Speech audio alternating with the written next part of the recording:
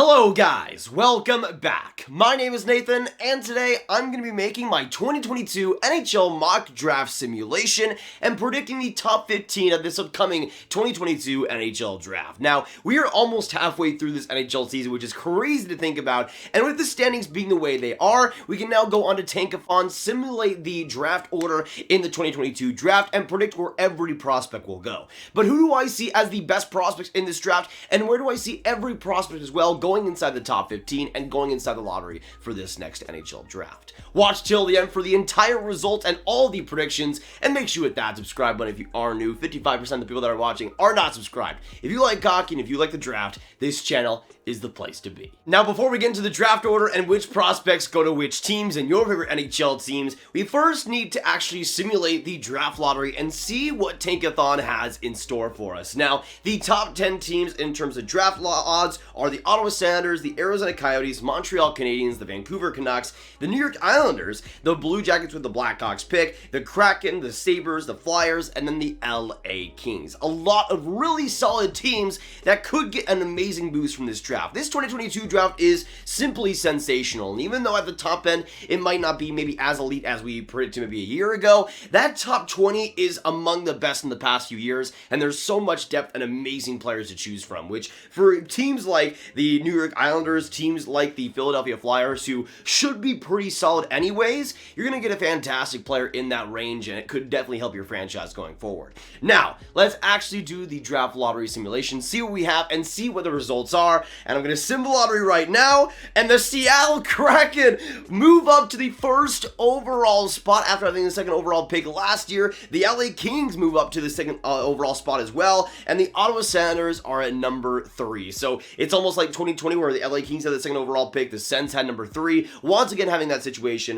and then the Coyotes, the Habs, the Canucks, the Islanders, the Blue Jackets, the Sabres, and the Flyers move down their spots. But now with the draft lottery over and done with, we can now move on to the top 15 selections in the 2022 NHL draft, and we now start off with the Seattle Kraken at number 1, and of course, they will end up selecting Shane Wright. It would be crazy to actually see this happen in real life for Seattle. Even though they've been winning a little bit lately, I think they'll take that first overall pick and start off with an amazing 1-2 punch in their franchise with Matty Beniers and Shane Wright, a wonderful couple of center prospects. Now, when it comes to Shane Wright, he's truly turned himself into a two-way beast this year, especially. That defensive game has really taken some next steps and has now led to some comparisons to guys like Patrice Bergeron, which I think are very valid. This is an amazing skater, an amazing, smart, and consistent guy as well, who in terms of the shot, in terms of the skill, also brings that in droves. This is a guy, though, that can almost do everything for you and lead a franchise. And combined with Matty Beniers, that's some amazing leadership and some amazing center talent going into the next decade and a half, really, for Seattle. I think both of those guys will be dominant in their number 1 center and second line center roles, and I think both of those guys will lead Seattle to hopefully some pretty big success. Now, we all knew that Shane Wright was gonna go first overall, but after the first pick is where this draft truly gets interesting. A year and a half ago, there might have been a consensus that Brad Lambert and Matthew Savoie would have been the 2 picks after Shane Wright, but now that's not really the case, and especially the top 10 has been blown wide open, and especially the second overall pick, this is where it gets fascinating to try and predict. Now, the second overall pick belongs to the LA Kings, and they're a team that traditionally hasn't really gone off the board too much, has usually gone with best player available regardless of need, and I feel like that will continue with this pick as well. At the number 2 spot, I see the LA Kings selecting Pittsburgh native Logan Cooley. Now, he is a centerman, but I do think he can play all forward positions, and this is a guy that, even though I'm not on the hype train of being a top 3 pick quite yet,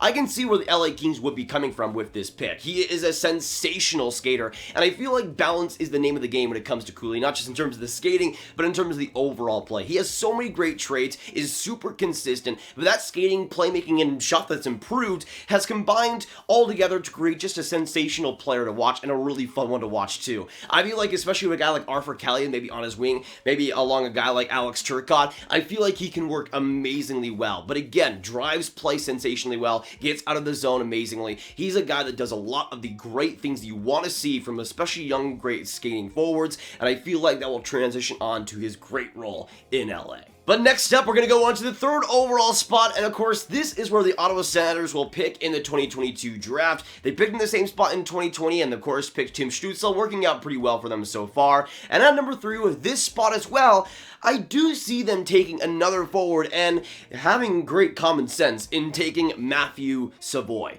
Now, Matthew Savoie has been left off the Team Canada roster for no reason, I think, with this World Juniors, because he's been spectacular, in my opinion, this year in the WHL. Now, I feel like, obviously, leading the WHL in points is a great indication of his play, and even though at some points he might not have been as dominant as the points suggest, especially recently, I feel like he's turned on a different gear. So far this year, in 23 games with the Winnipeg Ice, has 13 goals, 26 assists, 39 points. Once again, leading the WHL in scoring, and I feel like the potential of Matthew Savoie is a big reason why I have him in my top 2 of this draft, in my personal rankings. There's so much to love there in terms of the great skating, the great play driving, the great head on him.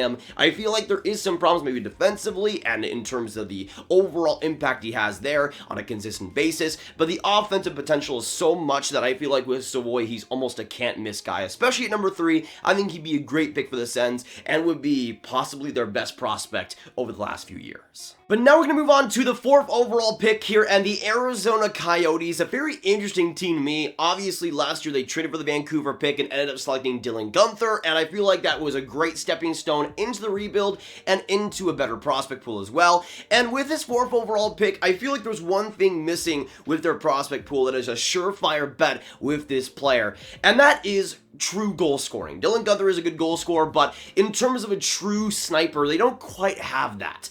In my opinion, though, at number 4, they will end up selecting Finnish forward Joakim Kemell. Now, to me, Joakim Kemell is a very interesting one. Another player I wouldn't quite have this high, but he's been doing amazing things in the Liga, and although he has been getting a little bit lucky, he's matured and gotten that confidence to where he can score almost every single night. And I feel like with Arizona, that would be a player they're pretty enchanted by, simply put. But that shot, that goal scoring ability is amazing. He truly has the knack for it, and he's able to beat goaltenders very subtly, which I think goes a long way towards eventually beating them in the NHL. But his skating and defensive play do have some improvements to be made for sure, but I do think when you have the blueprint that Kemell does already with the goal scoring ability and the IQ that he has too, I feel like there's a lot to work with there, and the potential is pretty high for him in Arizona too, alongside Dylan Guenther and alongside some of the other prospects they have coming up.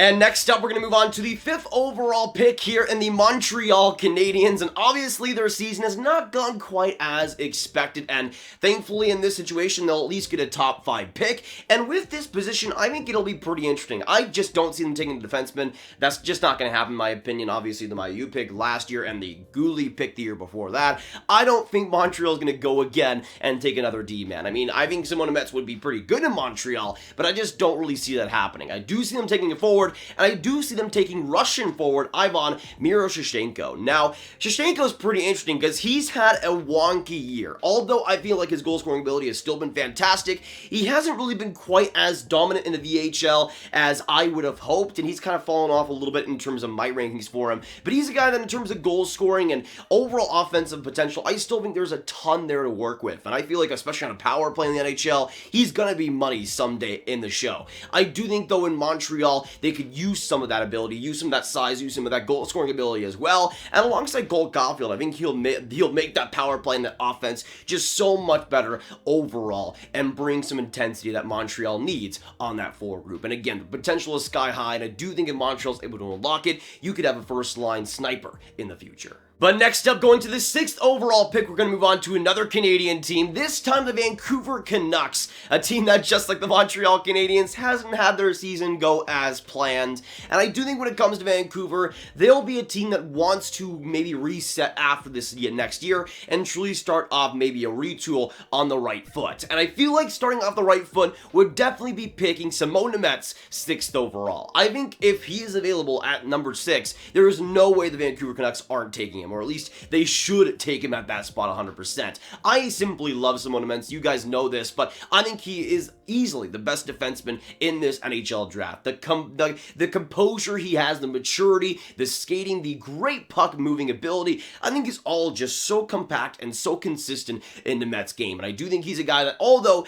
yes, physically can stand to get a little bit stronger and a little bit better, I think there's real potential for growth in his game. And I do think if he does make the NHL, there's going to be a lot of people still turning heads on him and looking at him as the best defenseman of this draft. I think there's just so many great qualities to him that will translate in Vancouver. Now we're going to go on to the 7th overall pick next up, in the New York Islanders, another team that, again, this year especially has not gone their way. Thankfully, they still have their first round pick, which is great for them, and they'll be able to get a pretty solid talent here. Now, I do think when it comes to New York, they get a pretty easy choice, just like Vancouver, and I think they'll select Slovakian forward Juraj Slafkovsky. To me, Juraj Slafkovsky is a perfect New York Islander, and I think he'd fit in so well in Barry Trotz's system. He is one of my favorite prospects in this draft. Kind of reminds me a little bit of Capo Kakko in his draft year, where he was playing in Finland, but is this gigantic physical monster that has so many great little tiny skills that make and complete his game. Strong defensively, strong physically, and has, again, great potential in terms of offensive transitions,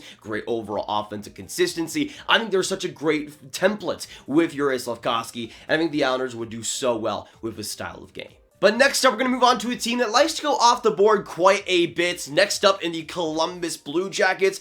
And I feel like when it comes to their prospect pool, they have quite a bit of amazing forwards going in the future with guys like Miroschnichenko, Cole Sillinger, to name a few.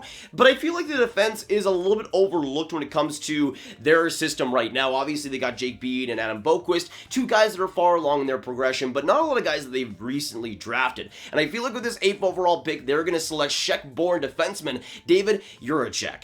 Now, to me, David Jiricek is a very interesting one. Not quite on the level of a Simone Metz, in my opinion, but I do think when it comes to Jiricek, what he does best, he does amazingly well. His consistent composure is amazing, and again, maturity at such a young age, playing in the Czech League is simply fantastic. I love his puck-moving ability, though. I love his skating. There's so much potential there, in my opinion, and I feel like when it comes to Jiricek, there's a lot to build. He is maybe one of the most raw prospects you'll find in the top 20, but he's a guy that I think has so much potential to become a top 4 defenseman and to be a supremely smart one too. There's just some good qualities to his game, and I feel like Columbus will appreciate that quite a bit. Now we're going to go on to the 9th overall pick in the Buffalo Sabres, another team that started off pretty well but hasn't quite done the same in the past couple of weeks. But I do think when it comes to Buffalo, they'll get a pretty good player still at 9th overall, and I think they'll select another player from the Winnipeg Ice in the WHL in Conor Geekie. To me, I think he makes a lot of sense, honestly, for Buffalo's system. He's a guy that can honestly thrive